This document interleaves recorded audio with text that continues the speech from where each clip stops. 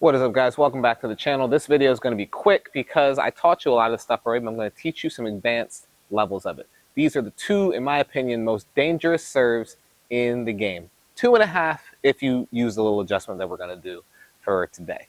So without talking too much about the intro, let's get into how to have these really effective serves in your arsenal.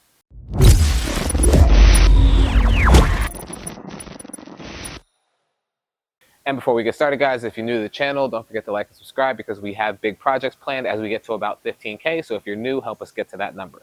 So these special serves, which are not really special serves, they're just special uses of these serves, are going to be really effective because you're going to be outsmarting the person in terms of what space they're prepared to cover. So let's say I'm serving to the deuce side from here to there. My opponent is usually ready to cover about 3 to 4 feet outside the doubles line, and also down the center, they're usually ready to get to about the center line. So if I had a flat serve down the tee, they would have to move all the way down to the line, and if I had a good serve out wide, they usually may have to curve out a bit. Now, your job as a server is to have access to two serves that you can predictably control. You need a slice serve and you need a kick serve. I've done videos on how to hit those serves. I'll link those down below. Once you have predictable curves on the serve, you need to be able to be accurate with them, because what our goal is going to be is to get them to land in the appropriate box, but then move back to the opposite side.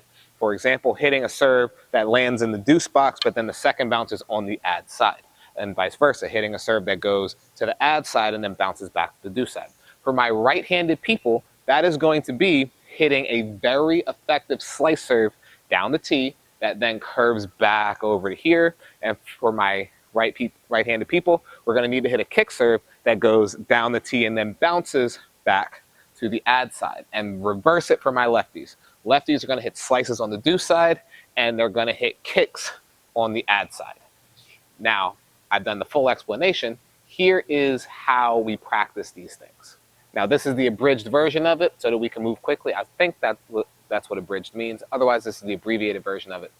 Slice servers, we need to hit the outside of the ball and we need to extend forward. Once you understand the amount of curve your ball has naturally, you're just going to compensate left or right to get that ball to land near the tee. Now, here is the trick for making the serve be really effective. Do not go for pace first. You want the curve to be easy to anticipate in your head, because when you start going for pace, the curve of your ball actually lessens. You need more spin to control or bend that ball the harder that you hit it.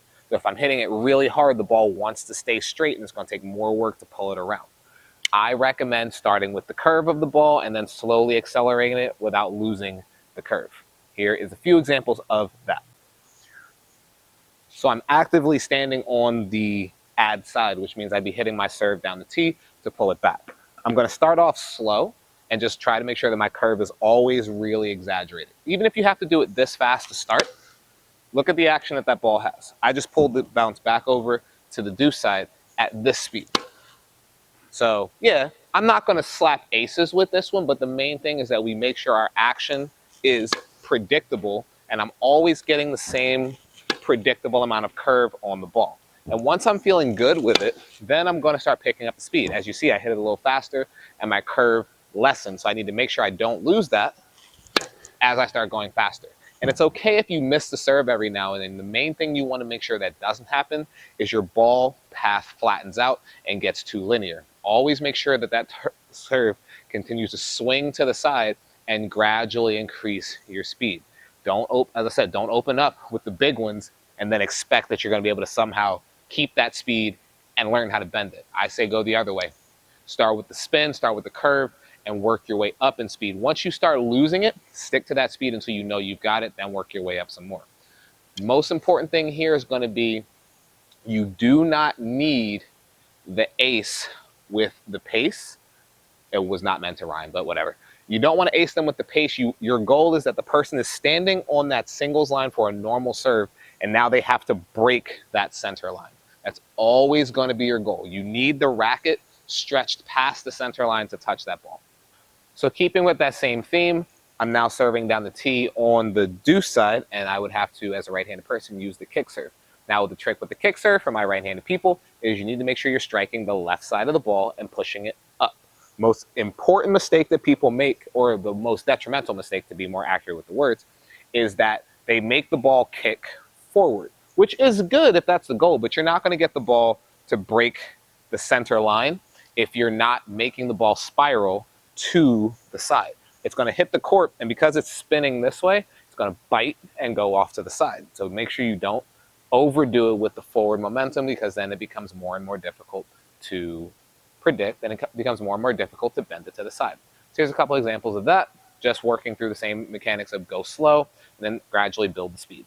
So starting off easy, I need to make sure every serve I hit is hooking to the side. Now, it might not break the line every time, but the one thing I need to make sure that doesn't happen is it bounces too far forward. It always needs to have some type of lateral bounce. Now, that one was a very bad one, but that's why I'm doing it, because I need to make sure that I always get the ball moving to the side. And once you start feeling hot with it, then you would just pick up your speed and do the same thing. There we go, boom. And now my bounce is back on the ad side. Now, as an added treat to the people who stuck around this long in the video, I'm gonna give you the extra one that they won't see coming. It takes practice, but if a kick serve is one of the serves that you don't actively have, obviously I would prefer for you to go practice it, but I'm gonna show you a serve that will help you cheat the system and still have access to that deuce side to get it to bounce back over to the ad side. For my right-handed people, if you don't have the kick serve, that would already do it. So what we're going to do is we're going to practice the pancake serve, the thing that everybody always asks me to do. Now, I don't use it very often, but I do own the serve. And the main thing is that you're trying to replicate a slice serve on the opposite side. So a slice serve, you'd be hitting the right side of the ball, making it spin to the left. Now we're going to hit the left side of the ball and make it spin to the right. The science of it is very simple, just hitting the opposite side. You can do it with a normal continental grip. You just have to really over twist your hand. I don't like that one because for some people it causes injury. So all you're gonna do is rotate your grip just slightly this way and then hit your normal flat motion, which is actually gonna end up putting you on the left side of the ball. And here's how it looks. Now you don't have to do this. I'm actually gonna choke up because my wrist is bothering me and I don't really like it. But usually you would do it from here and then you rotate it around. So holding the racket like this, and rotating it just a little bit, I'm going to hit so that the serve rotates to that side. Now you see me swinging a little bit this way. That's actually fine. The trick is going to be to disguise it long enough that when you go to swing, the person can't see it coming. So whether I make it or miss it, here's the example. That was really far off, so I need to compensate and go that way. And there we go. You can see the big hook moving to the side. Just a few more examples. Way off to the side, boom, back to the center.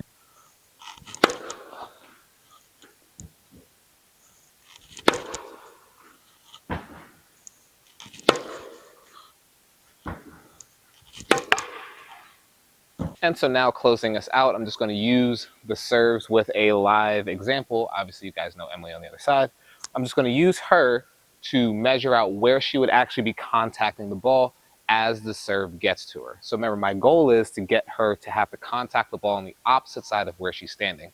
So slicing down the tee over here, on the ad side, she'd have to catch the ball with her foot crossing the deuce side, or at least her racket, and then using the kick serve or the pancake serve, if you can't do it. On the deuce side, I need her to cross into the ad side, stretching her hands out. So here's a couple of different vantage points and examples of that.